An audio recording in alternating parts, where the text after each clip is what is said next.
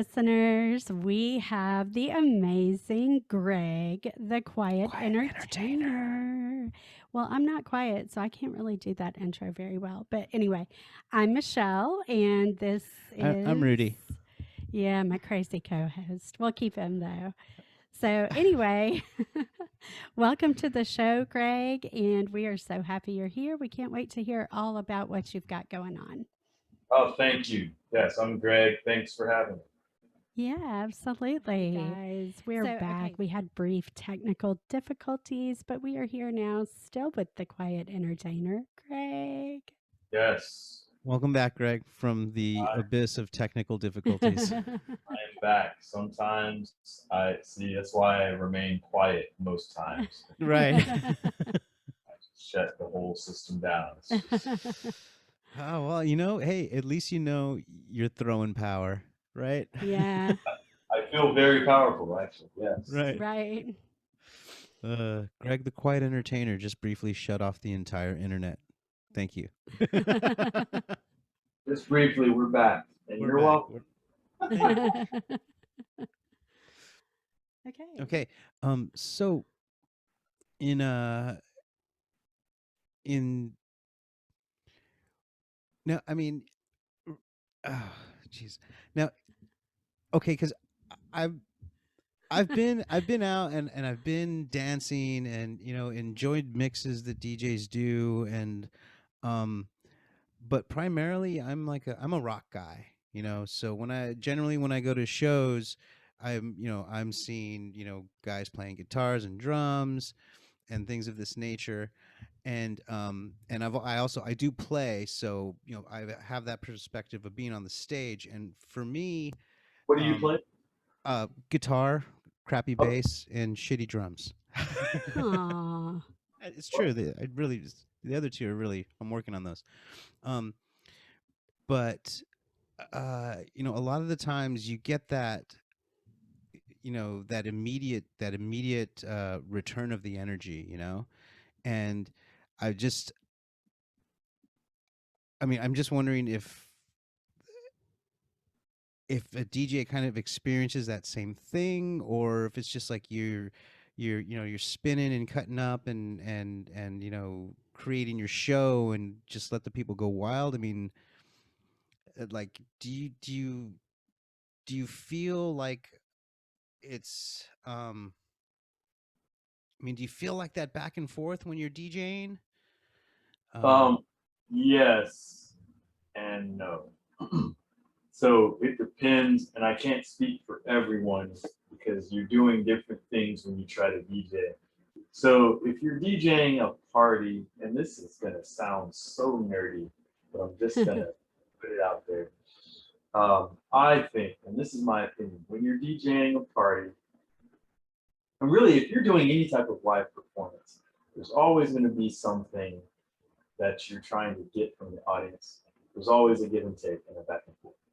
And you hope that the energy that you get from the audience, the people watching you, will help to propel you forward or just give you something, feedback to make sure that you are not, screwing it up. And, this is going well. And I come from theater. I was a theater kid in high school. And so I live for applause and live for like all that stuff that you don't really get in a dance floor per se. So it's why I've kind of naturally gravitated towards more performance-based stuff and more, like what you're saying, rock stuff.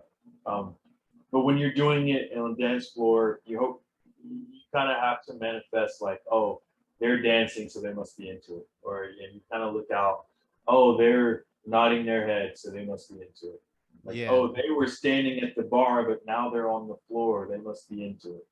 Or, oh, hey, the floor had 20 people, well, now it has 5. This must not be going well. Right. Feedback. Those are the types of things you look at on a dance floor. Hopefully, there's enough people to where you can like make eye contact and kind of read people's expressions, read people's body language. You become real like master psychologists when you start doing that. mind. You start just reading and seeing, and then you try to predict, if I play this song, what's going to happen with this, or if, you know, this couple over here, they start to keep inching closer, I'm going to play this song and see how close they can get, or you know, whatever. There's a lot of energy in this room, I'm going to play this really energetic angry song or a really happy song or whatever. Those are the types of feedback, and a lot of it you're interpreting on your own, but that's just in a dance party setting. There's also the performance type stuff that DJs can do, whether it's scratching or whether it's and I've always, it's funny you brought up rock. I treat myself, or how do I say this? I used to pretend every performance that I was U2, like playing the Super Bowl. Nice. That was like my, where I would take myself, like, okay, this is like this performance. It's never gonna happen again. Everyone's watching, and what would I do? And maybe they're not gonna dance. Maybe they just are gonna watch because they don't feel like dancing. And it's like, I have to bring something for those people too. And maybe it's just gonna be this spectacle. And I always just, you know, even if there's like 5 people in the room, I famously played a pretty empty show at Mercy Lounge, and I just jumped at, not famously because nobody was there, but Infamously, I right? jumped on the tables and sweating, doing all this stuff to nobody. And I think, you know, the sound guy, you know, really, he still works in Nashville, and so I still get booked because he remembers when I just put it out there. You blew the room out, and there was only one person, but it mattered. Hey, you know, just the Yeah. one person, it mattered. You know what? And really, hey, that's awesome, Greg, because really, as in any kind of performance, I really think you have to, one, be in that space, in that moment. There's nothing else at all going on at that time, and then you do it like you said, like it's the biggest thing ever. Like it's U2 doing the Super Bowl. Like it's the biggest show, and no one's ever going to see this again. And that's amazing. That's a good perspective to have on performing. Yeah, and I don't know if you caught this in with the audio going out. DJ Shadow is my favorite artist, and one of the things he was doing, he started adding visuals and started adding a lot of other creative elements to his DJ sets, so that because he was starting to get booked with rock bands, he was starting to open for like Radiohead and bands like that. Wow. He wanted to have a show that wasn't just him like mixing from song to song. He started like trying to find elements that are performance based. And I didn't understand why he was doing it until much later. Now that everyone has like a podcast interview out there that I can search easily and like hear him explain it. I just thought, what can I do, you know, as someone who's DJing and someone who is going to open for a lot of rock bands, and that's what was happening in Nashville. Was I was getting booked, and really in Nashville, you're either playing a dance party or you're playing a show, and I wasn't, and I don't know if I said this also, not a very I'm pretty bad socially. I don't really throw parties. I'm really bad at parties, and in the music I play, I can play, if I have the same music library as you, I can play the same songs as you, right? But Yeah. the stuff I like to play is a lot of down tempo, chill stuff, because that's what I like to listen to. And it can still have a beat, and if you think about it, you can dance to it, but it's not like the, you know, the party anthems, because I don't know what a party anthem is. Right. And so I'm playing all this weird stuff and so I wasn't getting booked for like the DJ shows, like the dance party. I was, but I wasn't. You know, I was opening opening. So I would play when nobody was there yet, and then by the time people show up, like the people they wanted to see would go on. So I'm playing like so. I started to really build my thing. I was booking my shows with like rappers, but then I also was opening and playing with a bunch of bands and rock bands, and so my stuff became very performance based. And I just took what I knew about theater performance and from watching DJ Shadow and watching Blue Man Group and watching Mutemath was my favorite rock band. You know, they just things like that, and just like stage presence and being in the moment, not necessarily like do people want to dance, do they want to watch, whatever. I'm just gonna put whatever I have into this one, 20-minute, 40-minute set, whatever, and let the rest sort itself out. Yeah, I think that has served me really well over time, and there's a lot of punk rock, there's a lot of rock sensibility into what I do, for better or worse. I'm still trying to. I would love to. So now I no longer want to play the Super Bowl. I my, my dream now is to play Red Rocks or play Electric Forest as a festival, or Bonnaroo actually. So it's right Yeah, there. that would be cool. That would be I cool. would love to play a thing where lots of people are dancing and enjoying and having a good time, but now I have to make like music that people actually want to dance to or whatever, instead of just watching them. So we'll see. That's part of my journey. Well, I Yeah. mean, you know, as the artist journey, we have two choices. Either we do it to try and please others, or we do it to please ourselves and let people react to it the way that they will.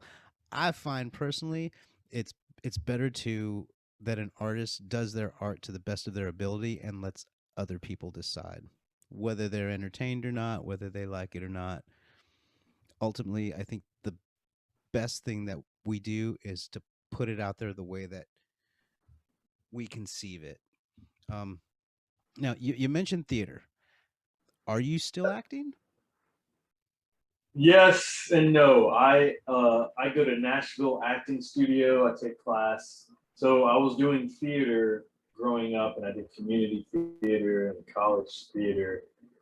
Now I'm wanting to do more on camera acting, and I get auditions. When I first moved here, I did have an agency, and I was doing like commercial work, and I have that's what I probably should have sent you was links to some of those commercials that I've been in and some of the films I've been in. But right now, I just work so much, I don't have time to really audition and do things like that. But I do still have class once a week, and that's been kind of my acting outlet. And I hope to grow that over time.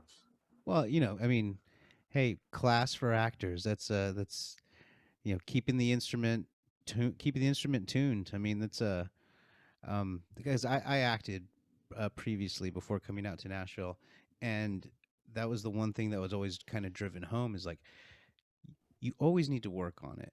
You need to, you know, you need to work on your craft, especially because it's, you know, actors imitate behavior. They flesh out characters. They take two-dimensional words on a page and make a real person out of it. So I think it's great that you're. I'm gonna go ahead and say it that you're acting. I think it's great. Thank you. I am acting every week. It's Yeah. I'm not getting paid for it. Nobody sees it, Oh. but I know the acting you mean. I do that acting. that's my career right now. What have you got? You have anything in the hopper artistically coming up, coming out? No, so I want to make I'm still an album guy. I want to make albums versus just releasing. Oh, I feel that. I totally feel that. And I have some songs done for a new record I'm making, but really it feels like it's just gonna be like my first record. Like I feel like this is finally a real quiet entertainer record. I want to do it as best as I can, and I have all the song ideas kind of halfway done. And I'm just trying to finish them all. Um, Excellent. I it's hard to explain, but the first record I did was a EP. I did it with a lot of local rappers, MCs, and it sounded really electronic because I like electronic music, but it was meant to be a hip hop CD. But it was so different and weird, and it didn't sound like the other hip hop CDs. So I kind of left it and went into making more electronic sounding stuff. But this is hopefully a return to some hip hop. It's my favorite genre of music. Um, but because I listen to a lot of electronic, also a lot of stuff sounds electronic. Anyway, so just another blend of that. And I'm friends with a lot of MCs. My roommate is a really great rapper, James Spade. Shout out to him. And this new project was launched from just our time in quarantine. I made a beat and I asked him to rhyme as many things as he could with the phrase quiet entertainer. Nice. And he did a really great job, and we have a pretty good song that came from that. And just the idea of that song has spawned an album of stuff that I think is going to be good. And I would love for it to come out this year, time and money pending. Every time I'm off work, I'm either so tired or something happens, like the flooding that just changed my life, or I have to move suddenly. All those things have happened since, just in the past months. So it's only being put there to make the challenge even better. Because what is it? Nothing good is easy, right? Yeah, it's worth doing. It's going to be, difficult. No easy path, but we'll see. Easy for some is difficult for others. I don't know. But yeah, I'm working on that. That's the long answer to say I am working on music, and hopefully you will hear all of it very soon. Oh, I'm excited. We're gonna make sure that we keep updated. I think we're all Instagram friends now, right? We're all on the IG together. We've been on IG with Greg for a while. Yeah. So we'll get all the posts when that's coming up, I guess. Yeah. Well, algorithm pending. I will add you to my email list. Definitely, if that's okay. Oh, absolutely, absolutely. Live on air to be added. I will make sure. True. So. I should tell you. I should say this because this is important. We did a performance during quarantine. Me and my live band. So speaking of rock, I built a live band around my music to kind of help me with these shows where I'm playing with bands and people weren't understanding or getting that this is actual music that I'm making and everything. So I built a whole band. And last year, right before COVID, we had a really great show and we thought we were going to book more shows, and then everything shut down. And so we did a Zoom style performance, and I booked it, I promoted it like a show, and I was like, we're going to stream on every platform on this day. And we did it, and I think it's the best thing that I've ever been a part of, musically or whatever. It looks great. And everyone in the band sounds great. And that you can get a free CD that is out there if anyone wants to hear that. Go to, is this okay to say? Yeah, absolutely, absolutely. Plug everything. Plug everything. I was putting out anything, but I'm still promoting this. I'm giving away the free CD, which I've got. So actually, we made a DVD. So we made a DVD. Oh, snap. And a CD. It's called Live from Home. But you can just get the CD version for free. Just go to quietentertainer.com/LFH for live from home, and just put your email in there and everything. And get the CD. I will ship it right to you. But Awesome. that is what not enough people have heard that, because I just really think it sounds great, and I'm still trying to push that. I am working on new music, but we just did this, and it's a DVD, CD. That is Cool. awesome. Actually, you would be, and I'll count it, because it's not necessarily like, well, no, it's a fairly new release. I mean, if you don't count the time spent in COVID, right? It's pretty new release. Yeah. We did a band the other day that just released their debut album. Yeah, this did not exist before COVID, and this happened because of quarantine. Right. Nice. So, please check that out. We'll do it. It's new to everybody, because I still am sitting here with all these copies. So I was just kind of imagining, if you were to pan the camera a little bit one way or the other, that there's just boxes, piles of them. I have just look. That's right that's on. Well, we're gonna try and get that emptied for you. Yeah. I'm just ready to send them out, but right on. well, I know maybe people don't get CDs anymore. Nobody has DVD players, I've been told, but that's what I'm pushing.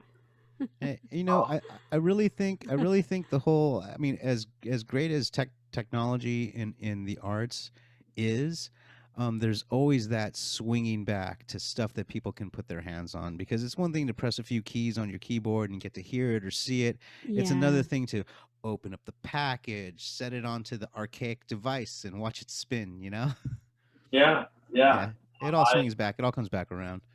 I do want to do vinyl one day with this next release, but if people don't want it, or I don't know what the numbers say on stuff like that. But I don't know. That's a hot trend right now. Yeah, vinyl. I mean, I remember when CDs came out, and I was one of the kids that had the first CD player on my block. It played one CD at a time.